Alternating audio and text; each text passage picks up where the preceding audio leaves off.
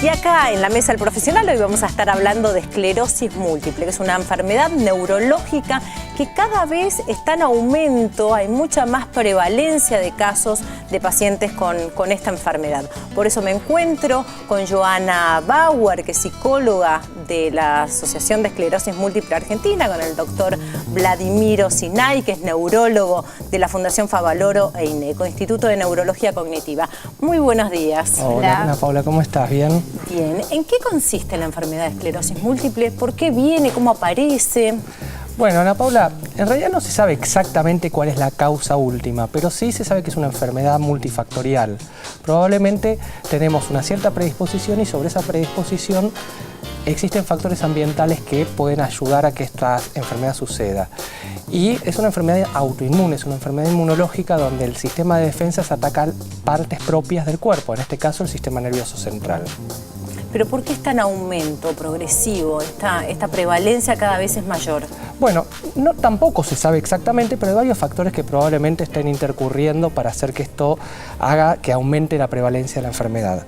Probablemente tenemos mejores test diagnósticos, tenemos más acceso a la salud, tenemos criterios diagnósticos que son más sensibles y nos permiten diagnosticarla más precozmente o más fácilmente, pero además hay factores que son inherentes a la enfermedad, probablemente factores ambientales que se están estudiando mucho. Como, ¿por ejemplo, cuáles? Por ejemplo, el sol, la vitamina D que está relacionada con el sol, por ejemplo, el exceso de peso, el tabaquismo, el smog, la contaminación ambiental, son todos factores que parecen tener alguna cierta relación con esta enfermedad. Pero qué interesante llegar a la investigación de que la vitamina D, esa faltante, puede llegar a provocar una enfermedad del sistema nervioso central, ¿no? Sí, O sea, avanzó mucho la investigación. Sí, por supuesto. Hace mucho se sabe que la vitamina D tiene un factor antiinflamatorio o inmunomodulador en distintas enfermedades autoinmunes. Y cuando se empezó a investigar en la esclerosis múltiple se vio que existía mucha relación con la exposición al sol, sobre todo en las primeras etapas de la vida y a lo largo de la vida, y la exposición al sol hace que sinteticemos nuestra propia vitamina D. ¿Y a qué edad suele aparecer esto? Y en general el diagnóstico es entre los 20 y los 40 años. Y son la mayoría de los casos mujeres. O sea, de 4, 3 son mujeres. Ajá. Y al ser una enfermedad progresiva y degenerativa, ¿no? que en un momento decir esclerosis múltiple es una enfermedad de mucho peso. Digamos, dentro de la asociación de EMA y vos siendo psicóloga, ¿de qué manera se puede acompañar en estos primeros momentos de un diagnóstico y también por qué es importante un diagnóstico temprano? Bueno, nosotros en EMA lo que tenemos son entrevistas de orientación, es el primer encuentro con la asociación. Y son entrevistas donde hay una trabajadora social, hay una psicóloga, tratamos de ver, digamos, qué fue este diagnóstico, cómo fue, cuál es la situación de la familia, cómo lo recibió, qué información tienen, porque muchas veces también pasa que buscan en Internet. Internet es difícil muchas veces. Claro, tienen que ir a la fuente de la asociación, no tienen que meterse en Internet, decís. En realidad es el caso por caso, es importante que hablen con su neurólogo, que puedan tener un buen diálogo y que vayan preguntando todas estas consultas que surgen. Muchas veces al principio no surgen, entonces nosotros los ayudamos a armar una lista donde puedan ir pensando, incluso hay preguntas que ellos mismos se responden. Entonces va ayudando esto de organizar el pensamiento y organizar también a la familia ante esta situación. Y doctor, el pronóstico que antes se pensaba de la esclerosis múltiple era terminar en silla de ruedas. Hoy en día ese pronóstico cambió con la medicación, con los tratamientos nuevos que hay y se puede decir que se puede tener una mejor calidad de vida teniendo la enfermedad. Sí, Ana Paula, por supuesto. Es una enfermedad crónica. Si bien el diagnóstico, como decía la licenciada, precoz, es decir, entre los 25 o 35 años puede comenzar la enfermedad, sobre todo en mujeres en una edad activa, socialmente activa, es una enfermedad que nos va a acompañar toda la vida. Es una enfermedad que da síntomas a lo largo de la vida, pero no necesariamente va a producir una discapacidad segura. Y además, hoy en día, con el diagnóstico precoz y el tratamiento temprano, ha cambiado completamente la evolución natural de la enfermedad. Y esos síntomas, los primeros síntomas que uno tiene que identificar, ¿cuáles serían? Bueno, los síntomas de alerta, ¿no? Como acá está pasando algo raro, voy al médico. Como en realidad es una enfermedad que puede afectar cualquier parte del sistema nervioso central y nuestro sistema nervioso, nuestro cerebro, gobierna todas nuestras funciones corporales, los síntomas pueden ser múltiples. podemos tener trastornos de vista, podemos tener visión doble, podemos tener debilidad en alguna parte del cuerpo, podemos tener trastornos de sensibilidad, podemos tener trastornos de coordinación. Pero lo que hace difícil el diagnóstico es que muchas veces mucha gente no consulta porque estos episodios en esta enfermedad no son continuos, sino que aparece el síntoma y luego de un tiempo desaparece. Esto se llama brote o recaída. Entonces hace que el paciente, al curarse de su síntoma, evite la consulta al médico, porque total ya esto pasó y no tengo ningún problema ni ninguna enfermedad. Claro, y ahí venís vos, psicóloga, la negación que uno tiene también cuando empieza a tener los primeros síntomas de pensar que tiene una enfermedad de este tipo, ¿no? Nosotros estamos con 3 preguntitas que nos trae la gente, los televidentes, para ustedes especialmente para que la respondan. Vamos, señor director, con la primera. Bien. Tengo mucha fatiga y me cuesta sobrellevar el día. Me siento cansada todo el tiempo. ¿Hay algo que pueda hacer para mejorar mi estado? Lo escribe Marta de Berazategui. Bueno, la fatiga es muy común en la esclerosis múltiple, es algo que comparten casi todos. ¿Estar cansado todo el día? Estar cansado, sí. La fatiga puede ser tanto mental como física y lo que afecta es la atención, la organización, la concentración. Eso en cuanto a lo mental y físicamente es falta de energía. Pero ¿cómo la familia, frente a un diagnóstico, puede acompañar y entender que fatiga y no pensar que es depresión o que en realidad o no creer o descreer de que tiene? Porque también la psicología de aceptar la enfermedad juega mucho en esto. Sí, y la familia también de creerle al paciente que efectivamente es fatiga y que no es que está deprimido o no es que no quiere hacer nada. Sí, es importante poder diferenciar de qué se trata, si es efectivamente fatiga.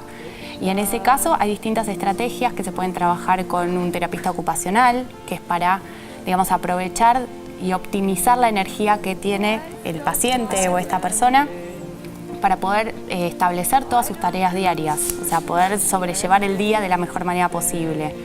Y también se puede trabajar desde la neuropsicología, todo lo que sea memoria, atención, concentración, eso también. Y bueno, lo que es psicología también se trabaja mucho, bueno, evitar o trabajar la depresión o la angustia que surge a partir del diagnóstico, y se puede trabajar también con la familia. O sea que es un trabajo interdisciplinario, con varios profesionales, no es con uno solo y en... Bien. Bueno, vamos por la segunda pregunta. ¿Qué dice? Tengo problemas de deglución y se me dificulta bastante comer. ¿Qué me recomienda que haga? Carlos de Salta. Doctor, esto es bien médico, creo. Bueno, como hablamos recién, la boca, la lengua, tiene motricidad y tiene coordinación, y motricidad y coordinación muy delicada. ¿Por qué? Porque nos permite hablar, articular las palabras y además deglutir, tragar. Y a veces, en algunas ocasiones, tenemos algunas dificultades en esta enfermedad al respecto. Entonces es muy importante 2 cosas en cuanto a la deglución. Primero, mantener la hidratación y la nutrición. Y segundo, tomar mucha agua.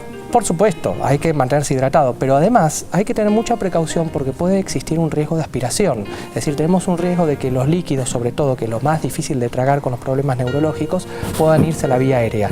Y eso puede generar un trastorno de neumonía, una complicación que complica por consiguiente la enfermedad en sí, por supuesto. Entonces todo esto hay que rehabilitarlo con trabajo de foniatría.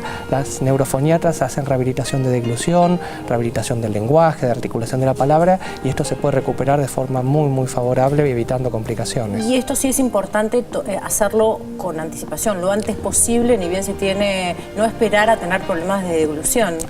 Tenemos ciertas señales de alarma, por ejemplo, un paciente que toma líquido y tose.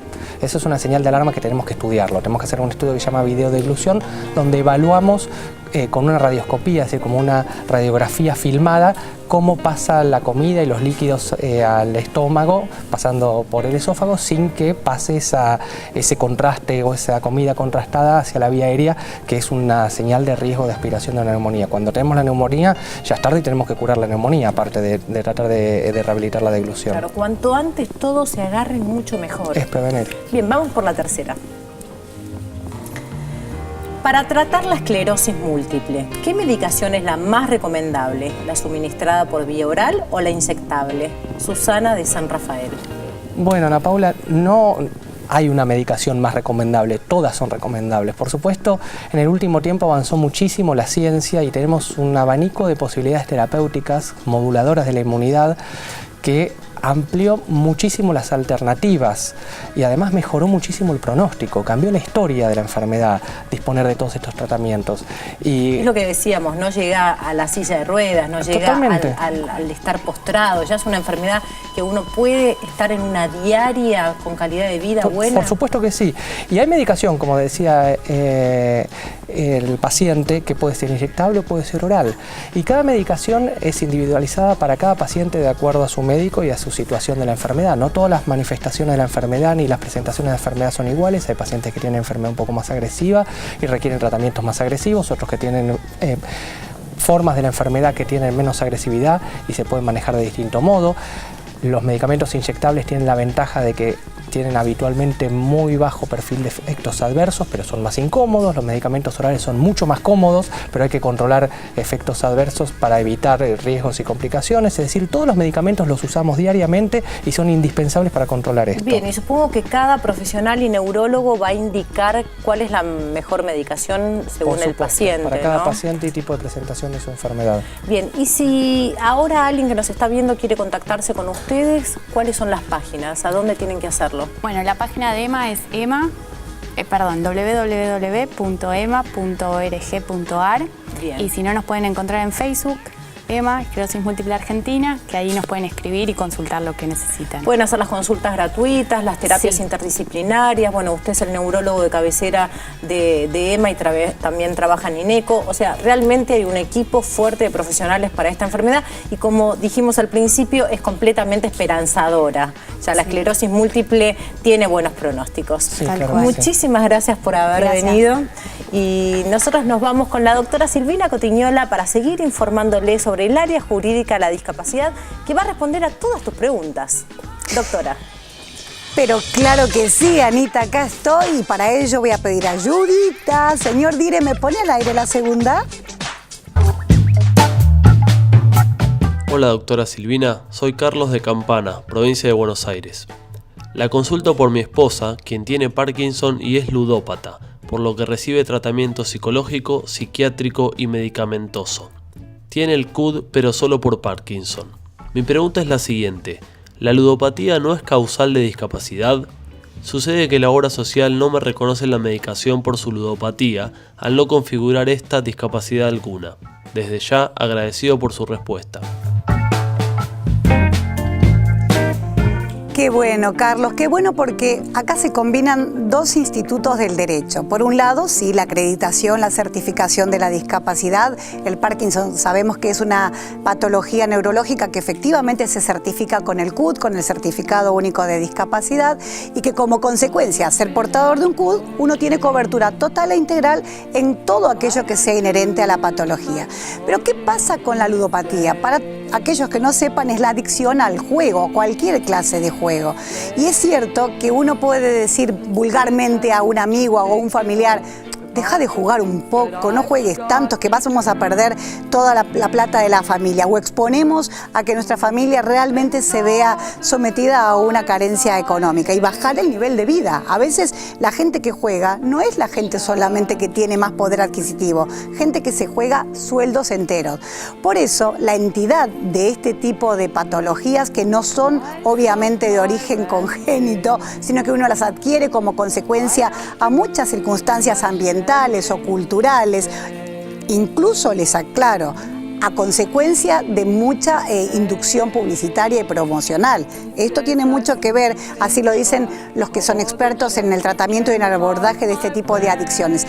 Por supuesto, acabo de decir la palabra clave, la ludopatía se configura en adicción, y cuando una persona encuadra en esta categoría de adicción, antes incluso del nuevo Código Civil y Comercial Unificado que hoy nos rige, se podía pedir lo que se llamaba una medida de protección familiar. Y esa medida de protección familiar era ni más ni menos que una inhabilitación, que no afectaba la capacidad de la persona, pero sí restringía la posibilidad de capacidad de disposición. Es decir, que esa persona, viéndose expuesta a esa compulsión hacia el juego, se encontrase obviamente exponiendo a toda la familia, incluso a ella misma, en la adicción, en el el cumplimiento de la satisfacción de ese deseo compulsivo por jugar.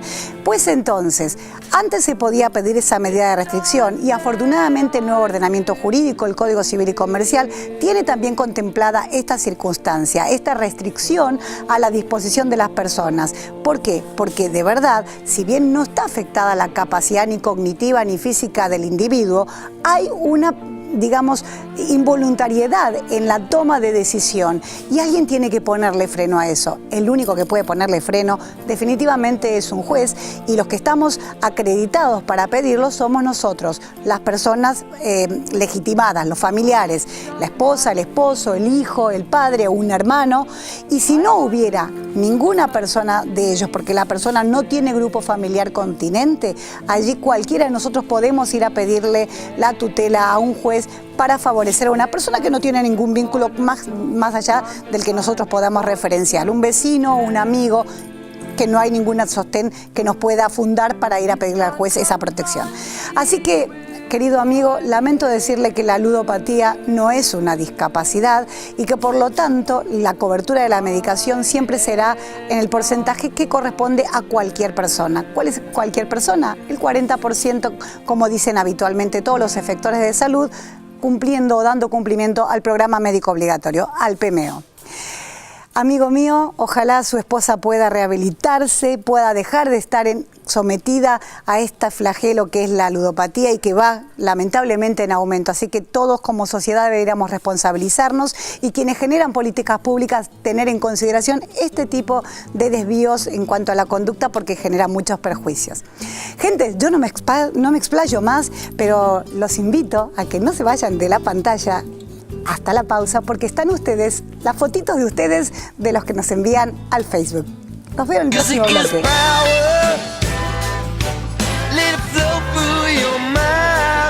Just like a flower, yeah, in the deep sunshine. Are you in